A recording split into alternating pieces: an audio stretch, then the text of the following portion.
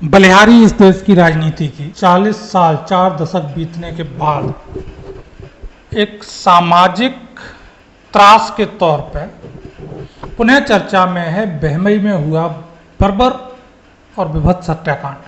पुनः फूलन देवी को कुछ राजनेताओं ने समाज की हीरो के तौर पर प्रस्तुत करने का प्रयत्न किया। पुनः जो बहमई कांड के पीड़ित थे उन सजातीय लोगों को लगा कि ये गलत है।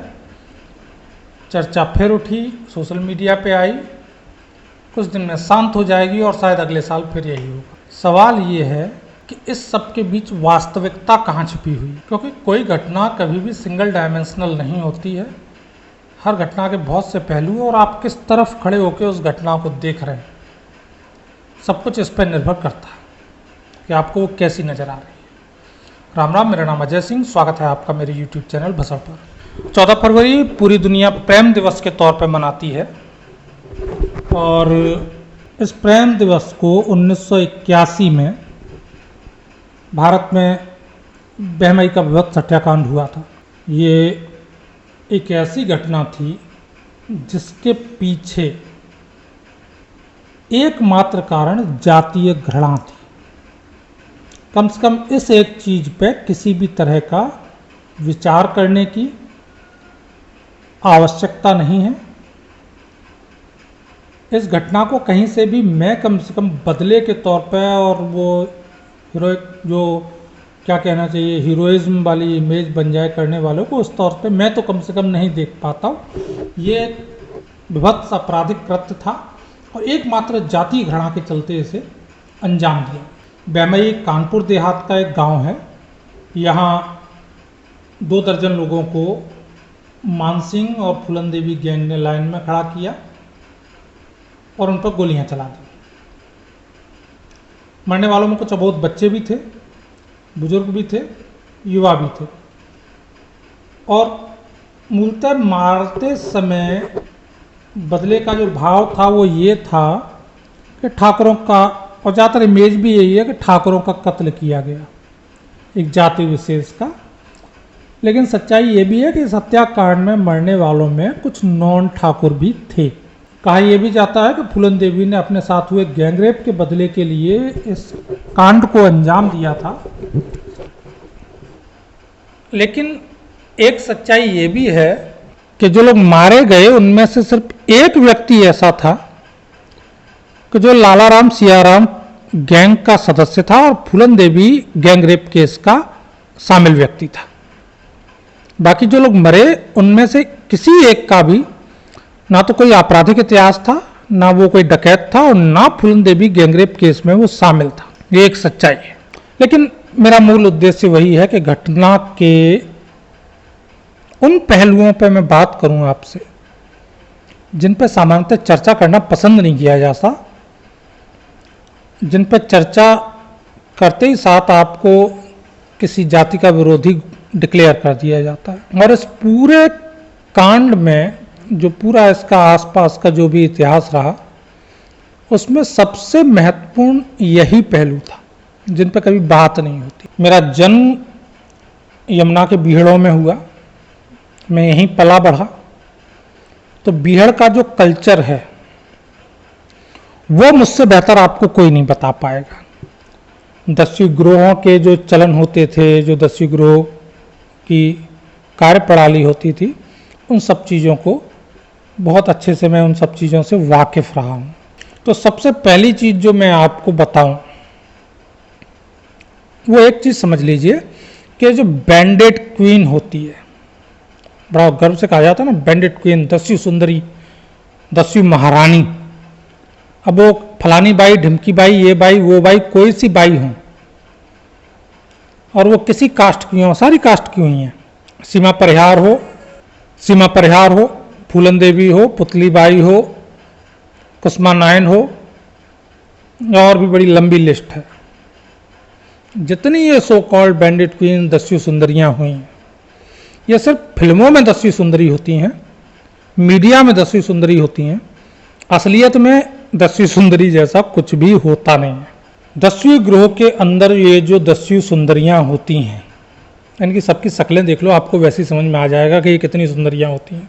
ये एकमात्र इसके लिए दस्यु गैंग में होती हैं जो गिरोह का मुखिया है या गिरोह के शक्तिशाली सदस्य हैं, ताकतवर अपराधी जो हैं, उनकी शारीरिक भूख को शांत करने का जरिया मात्र ये सुंदरियां होती हैं, वो कोई सी हो।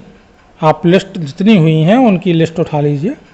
इन सबका मूल काम गिरोह में यही होता है कि गिरोह के सदस्यों और गिरोह की मुखिया की शारीरिक भूख को शांत करना। इससे ज़्यादा इनकी और कोई भूमिका नहीं होती गिरोह में। यानी कि सीधे सपाट शब्दों में हम लोग प्रयुक्त करते हैं शब्द रखेल, और ये रखेल एक व्यक्ति की भी हो सकती है और पूरे गिरोह की भी हो सकती है। ये दस्यु सुंदरियों की सच्चाई है। और ईमानदार बात यही है कि फूलन देवी की भी उनकी गैंग में यही भूमिका थी, इससे ज़्यादा कुछ नहीं थी। फूलन जो बिहार में पहुंची वो कोई जातीय झगड़ा नहीं था, एक पारिवारिक झगड़ा झंझट उनका शुरू हुआ जमीन के बंटवारे को लेकर के, सजातीय उनके ही अपने कुनबे से। वहाँ से पूरी कहानी शुरू हुई, बिहार पहुंची और सबसे पहले फूलन को अपनी ज़रूरतों के लिए अपने साथ रखा दस्यु बाबू गुजर ने। बाबू को जब विक्रम मल्लाह ने मार दिया तो गैंग का लीडर वो बन गया, उसने गैंग पर कब्जा कर लिया बाबू को मार के। फूलन उसके हिस्से में आ गई।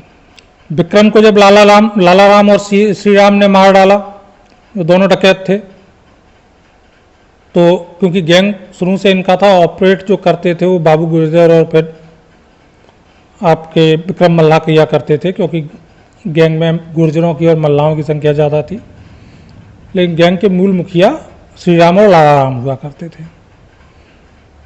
तो भाई उनके हिस्से आ गई फूलन, और उनके हिस्से रहते हुए ये बहमई कांड हुआ, क्योंकि थोड़े से एम्बिशन फूलन के जाग गए थे जब वो विक्रम के साथ थी। तो वहाँ से वो फिर सबक सिखाने वाली जो माइंड सेट थी, और जाति एंगल वहाँ भी था कि भाई इसकी इतनी औकात कि ठाकुर साहब को चैलेंज किया या ठाकुर साहब को इनकार किया, तो वो सबक उस चीज़ का था। तो जाति एंगल वहाँ भी था ही लाला राम सिया राम के दिमाग में। लेकिन फूलन के भी सारे रेपिस्ट ऐसा नहीं है कि वो ठाकुर ही हो, गैंग में सभी जातियों के मेंबर थे और गैंग रेप में भी वो शामिल थे। मुखिया ठाकुर था गैंग का। तो ये निपटा। तो इसके बाद फूलन हिस्से में आई दस्यु मुस्तकीम के, उसकी गैंग में रही, और मुस्तकीम गैंग का ही ताकतवर सदस्य था मान सिंह यादव। सबसे आखिरी में फूलन मान सिंह यादव के हिस्से में आई, और फिर मान सिंह उन्हें दस्यु सुंदरी बना के घुमाता फिराता रहा। और मूलतः ऐसी मान सिंह गैंग ने जो अंजाम दिया था बहमई कांड, वो दिया था। और मान सिंह की गैंग में, मुस्तकीम मान सिंह की जो गैंग थी, उसमें भी ठाकुर थे। ऐसा नहीं कि उसमें ठाकुर ना हो, गुर्जर भी थे, ठाकुर भी थे, यादव भी थे, मुसलमान भी थे, जिन्होंने बाद में हत्याकांड अंजाम दिया। तो एक मूल बात इस सबसे निकल के आती है। पहली तो आप ये समझ लीजिए कि अपराधी की जाति नहीं होती और अपराधी का कोई सजाती नहीं होता। वो जाति का मुखौटा सिर्फ अपने प्रोटेक्शन के लिए लगा के चलता है कि समाज में उसे स्वीकारता है। उसे रोटी तो खानी है ना। बिहार में अंगूर नहीं लगते हैं कि तोड़ के खाए, रोटी भी खानी है, हथियारों की सप्लाई भी चाहिए, छुपने की जगह भी चाहिए। जिस दिन आम जनता पुलिस को प्रॉपर सूचनाएं देना शुरू कर देती है, उस दिन 4 दिन लगते हैं इन्हें मरने में। तो इन्हें अपना सामाजिक तौर पे अपनी जगह बनाए रखने के लिए ये सहारा लेते हैं अपनी जाति का। बड़ा अपराधी हुआ वो वैसी सजाती। अन्यथा अगर आप देखेंगे गौर से, तो जिनके लिए बड़ा हंगामा मचा था गाड़ी पलटने पे, दुबे साहब कानपुर वाले, विकास दुबे ने जो हत्याएं अंजाम दी, उनमें सबसे ज़्यादा उसने ब्राह्मणों को मारा। उनमें उनका वो टीचर भी था जिसने उन्हें पढ़ाया, और स्कूल की ज़मीन पर अवैध कब्जे को लिए उन्होंने अपने शिक्षक को, अग्निहोत्री जी थे, उन्हें मार डाला था। ये पहली हत्या थी उसके द्वारा। और उसके बाद उसके जो पूरा आपराधिक रहा इतिहास, उसमें विकास दुबे ने सबसे ज़्यादा हत्याएं जो की वो ब्राह्मणों की। राजस्थान के ही ऐसे एक बहुत महान संत पुरुष हुए थे राजस्थान में, कुछ साल पहले उन्हें पुलिस ने मार डाला था बेचारे को। उनका नाम था दादा आनंद पाल। दादा आनंद पाल बताते हैं कि बड़े पढ़े लिखे व्यक्ति थे, बड़े डिग्रियां तोड़े हुए थे। तो ये डिग्रियां तोड़े हुए जो पढ़े लिखे दादा आनंद पाल थे, वो जिनकी वजह से अपराध की दुनिया में आए, वो उनके अपने सजातीय ठाकुर थे। उन्हें घोड़ी पे चढ़ने से रोकने वाले उनके अपने सजातीय ठाकुर थे। वो भी अपराधी किस्म के दबंग लोग थे, माफिया थे, जिन्होंने ये किया। भला आदमी किसी को नहीं पड़ी कि ये सब करने जाए। मेरे आपके जैसे लोग जो रोजी रोटी में अपने परिवार को पालने में व्यस्त हैं, उन्हें इस बात से शायद कोई फर्क नहीं पड़ता है कि किसने घोड़ी चढ़ी, किसने काट टोपी पहनी, किसने जूते पहने, क्या किया, ये किया, वो किया, किसकी जाति क्या। हमें नहीं है फुर्सत भाई। तो ये नितांत निठल्ले और अपराधी प्रवृत्ति के लोग होते हैं, वो इन चीज़ों पे ज़्यादा गौर करते हैं। तो आनंद पाल के साथ हुआ और उस समय उनका साथ देने वाले जाट थे। आनंद पाल की ननिहाल में 100% इस पर श्योर नहीं हूँ, लेकिन ये पक्का है कि आनंद पाल की जो माता थी वो राजपूत नहीं थी, इसलिए आनंद पाल को राजपूत नहीं मानते, तो गोला राजपूत कहा जाता था उस समय। फिर वो दादा आनंद पाल कैसे बने? अगर उनके भी आपराधिक इतिहास को आप खंगालें, सबसे ज्यादा उन्होंने जो आपराधिक घटनाएं अंजाम दी वो राजपूतों के विरुद्ध थी। संत पुरुष ने जितनी भी प्रसाद दिए मृत्यु के, वो राजपूतों को दिए। ढूंढ ढूंढ के बीन बीन के राजपूत मारे। जब राजपूतों के और गैंग ठंडे हो गए तो जो राजनेता थे और थे, उन्होंने गोले को राजपूत स्वीकार कर लिया और साहब वो दादा आनंद पाल हो गए। बाद में पुलिस ने मार दिया। तो आज भी लगता है जैसे कि किसी सन्यासी को औरंगजेब ने कत्ल किया हो। उतना दर्द तो उनके लिए भी नहीं हुआ था उस युग में जितना इस युग में सजाती लोगों को उठता है। भैया उनकी हिस्ट्री सीट निकाल के देखिए, उन्होंने जो हत्याएं की हैं आनंद पाल जैसे लोगों ने, उन्हें निकाल के पढ़िए किन्हें मारा है। जिनके परिवार उजड़े हैं वो भी राजपूत ही थे। जिनके बच्चे कैसे पले होंगे, जिनकी हत्याएं हुई, वो देखिए। और उनमें सभी अपराधी भी नहीं थे। कुछ मेरे आपके जैसे सामान्य लोग भी थे जो इन अपराधी गुंडा तत्वों के हाथों मारे गए। तो एक ये पहलू भी है अपराध का और इसे हमें समझना ही होगा। खैर वापस फूलन पे आते हैं। तो बेमई गांव में जब विक्रम मल्लाह को मारने के बाद फूलन को उठा के जो लाला राम सियाराम गैंग था, श्री राम, वो लेके गया था फूलन को सजाती के नाम पे। और मजबूरी भी थी।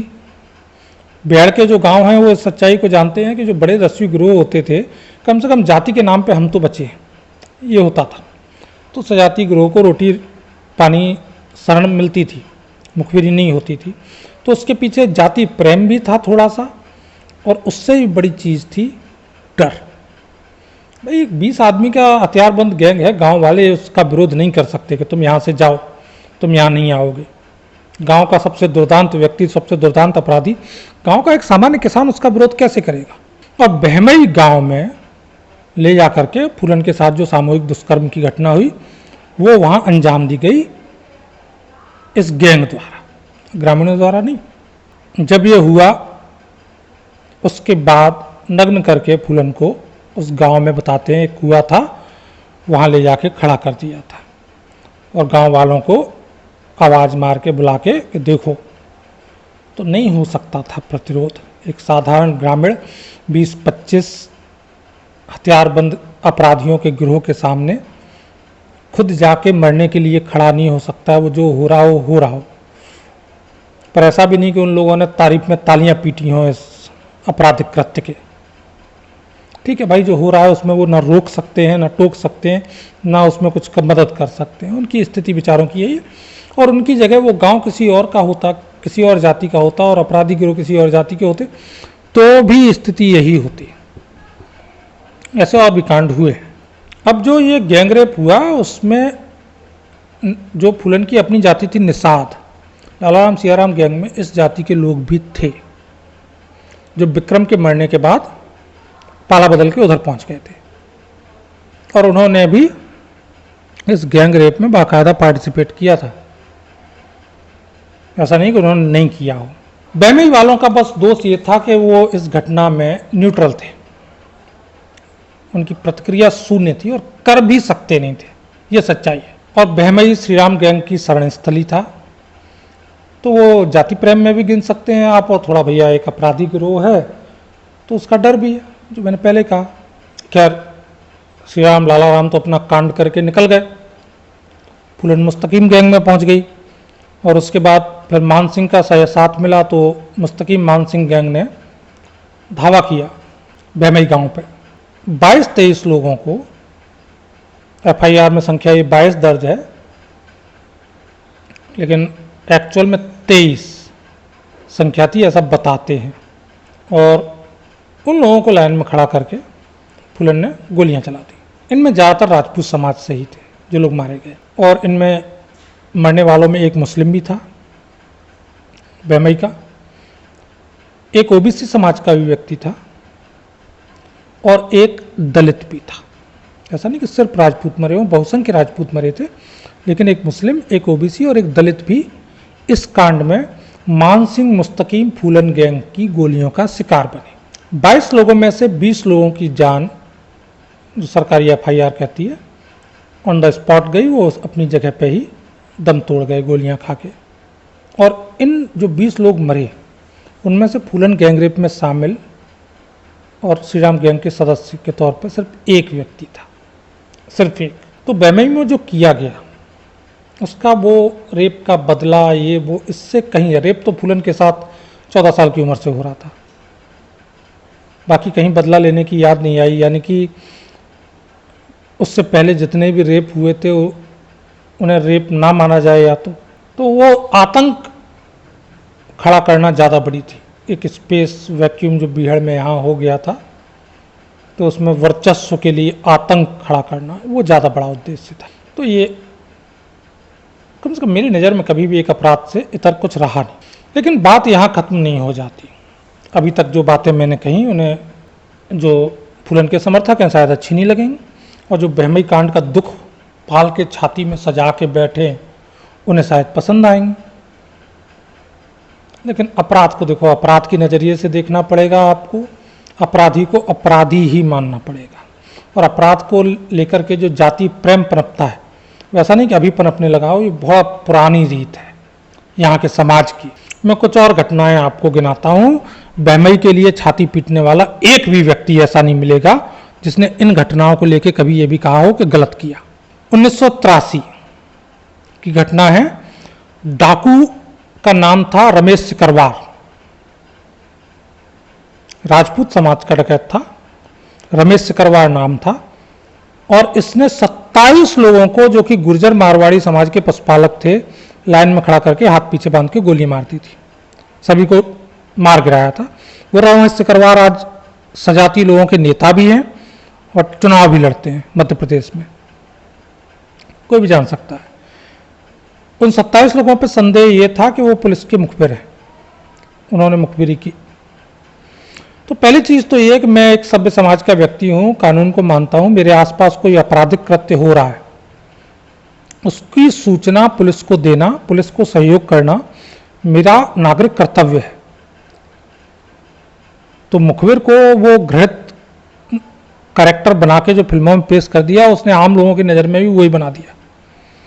तो रमेश सिकरवार ने यहाँ भी जाति घृणा का इस्तेमाल किया और गुर्जर समाज के 27 लोगों को लाइन में खड़ा करके मार दिया। तो समाज के किसी एक व्यक्ति ने मुखबिरी की थी, तो हम बदला पूरे समाज से लेंगे। लेकिन इस जो बहमई से ज़्यादा मौतें यहाँ हुई थी, लेकिन कोई भी बहमई के लिए छाती पीटने वाला ये आपको कहता नहीं मिलेगा कि रमेश सिकरवार ने ये गलत किया। ये ब्रुटल हत्याकांड जो रमेश सिकरवार ने अंजाम दिया, इसके लिए उसे फांसी पर लटकाया जाना चाहिए था, ना कि वो नेता बना बैठा है। तो ये एक पहलू है, सच्चाई को भी मानिए, स्वीकारिए। आनंद पाल के लिए छाती रोज पीटते हो, हम वो भी देखते हैं। 1980 डकैत का नाम था पान सिंह तोमर। डकैत तो ये पार्लियामेंट में होते हैं, हम तो बागी हैं, ठीक है। बागी व्यापारियों के अपहरण करके पैसे वसूल रहा है, बागी की रखेले हैं। पान सिंह की हिस्ट्री बता रहा हूं। बागी ने कोई ऐसा कुकर्म नहीं है जो नहीं किया बिहाड़ में रहते हुए। भाई तेरी दुश्मनी तेरे अपने चाचा ताऊओं से थी, झगड़ा जमीन का उनसे था, लेकिन पान सिंह तोमर ने इस झगड़े के अलावा जितने आपराधिक कृत्य किए, उनमें सबसे ज़्यादा अपहरण बनिया समाज के लोगों का किया। भैया बनियों ने कौन सी पान सिंह तोमर की जिज्जी छेड़ी थी? उन बेचारों का क्या कसूर था?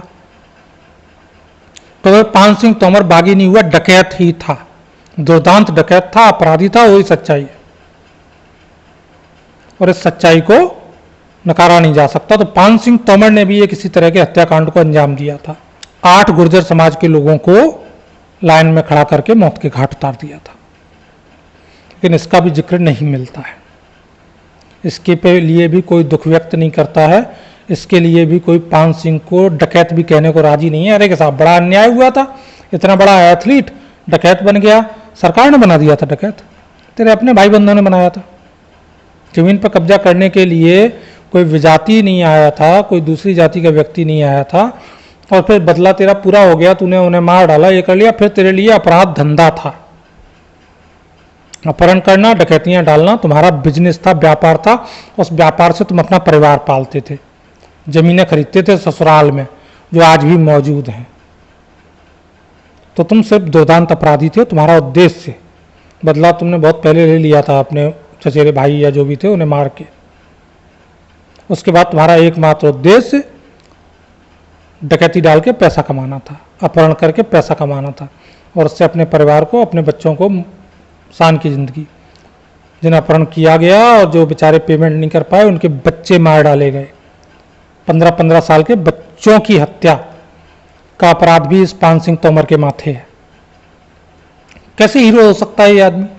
1982 डाकू का नाम था छबीराम सिंह यादव। एटा में राजपाल सिंह पुलिस इंस्पेक्टर थे।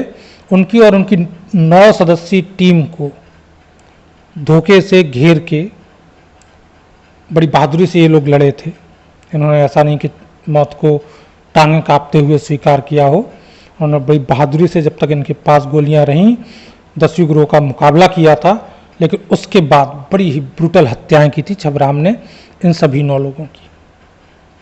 बहुत ही बर्बर तरीके से इन्हें मौत के घाट उतारा गया था। क्या किसी भी तरह से इसे बहादुरी का कृत्य कहा जा सकता है? छबराम के को नहीं कहा जा सकता। घृणित कार्य था, घृणित अपराध था, और सैकड़ों ऐसे अपराध हैं अलग अलग जातियों के अपराधियों द्वारा किए गए। और सबसे दुखद पहलू ये नहीं अपराध किया अपराधी ने, उसके लिए वो दंडित हुआ या जो भी हुआ, सरेंडर किए इन लोगों ने, बाद में मरे गिरे, ठीक है, अपराधी का अंत ऐसे ही होता है, होना भी चाहिए। मुझे किसी अपराधी के मरने पर कोई अफसोस नहीं होता, वो कोई भी हो।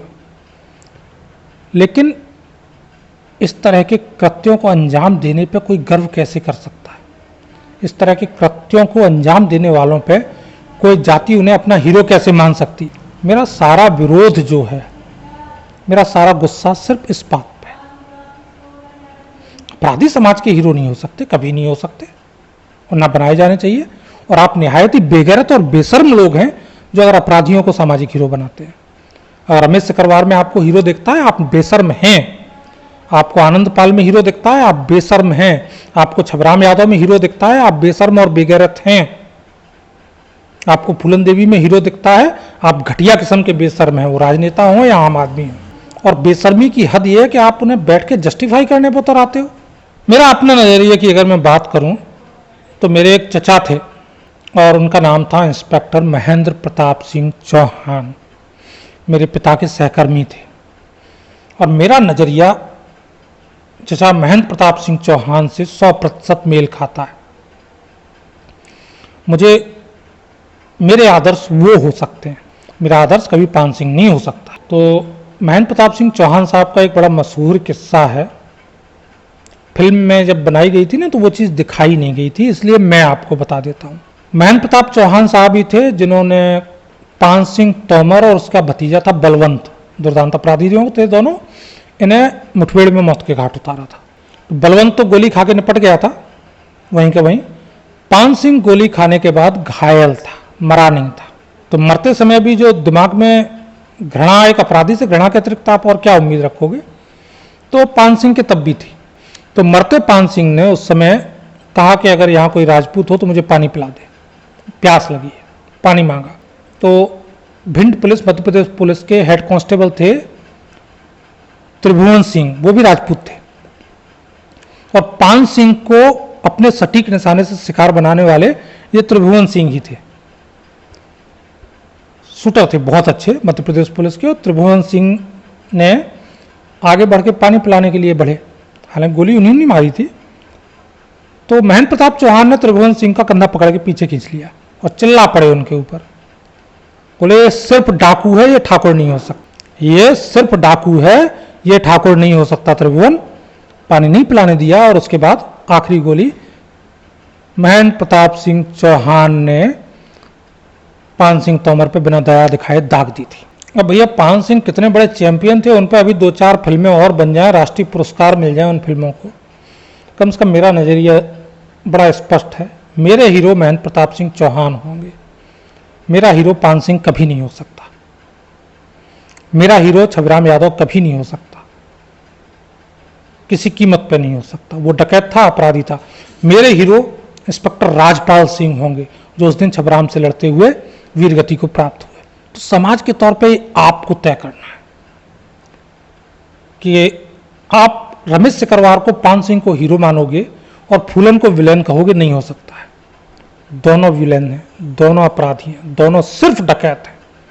फूलन ने कोई बदला नहीं लिया था, फूलन ने निरीह और निरपराध लोगों की बर्बर हत्या की थी, ये सच है। लेकिन अपराध करने वाले उतने ही दुर्दांत अपराधी, आप बहमई की निंदा करें, सिकरवार साहब को वोट दें, ये नहीं चलेगा, ये स्वीकार्य नहीं है।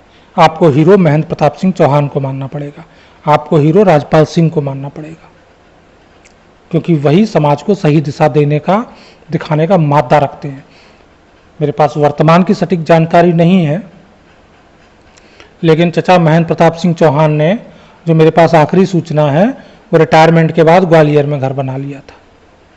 और पान सिंह कितने बड़े बहादुर थे, कितने बड़े एथलीट थे और कितने बड़े हीरो थे, कोई भी ग्वालियर में उनके घर जाके उनसे पूछ सकता है कि हाँ इंस्पेक्टर साहब आप बताओ असली किस्सा। फिल्म में उनके कैरेक्टर को, जाति को बदल दिया गया है जो फिल्म आई थी, लेकिन दिखाना चाहिए था ये सीन, दृश्य फिल्म में काट के फिल्म के साथ बड़ा अन्याय है। फिल्म का वास्तविक क्लाइमैक्स जो था वो तभी होता जब महेंद्र प्रताप सिंह चौहान के चरित्र को स्पष्ट तौर पर और त्रिभुवन सिंह के चरित्र को स्पष्ट तौर पर वहाँ दिखाया जाता और जो वास्तविक अंत था पान सिंह का वो दिखाया जाता। असली मैसेज समाज को सही तब जाता। खैर, हर एक का अपना नज़रिया है। मैंने जैसा कहा कि अपराध हो या कोई भी घटना हो, वो कभी भी एक आयामी नहीं होती, उसके बहुआयाम होते हैं। तो या तो उसे चारों तरफ घूम के देखिए, उसके हर पहलू को देखिए, या अगर आप एक पहलू को एक तरफ खड़े होकर देख रहे हैं तो आपका नज़रिया निश्चित तौर पर दूषित ही रहेगा, वो सही हो नहीं सकता। नज़रिया आपका है, मर्जी आपकी है, भविष्य आपके बच्चों का है, तय आपको ही करना है, मेरी बातों से शायद तय नहीं होगा। हाँ, विचार जरूर करिएगा। राम राम, वंदे मातरम, जय हिंद।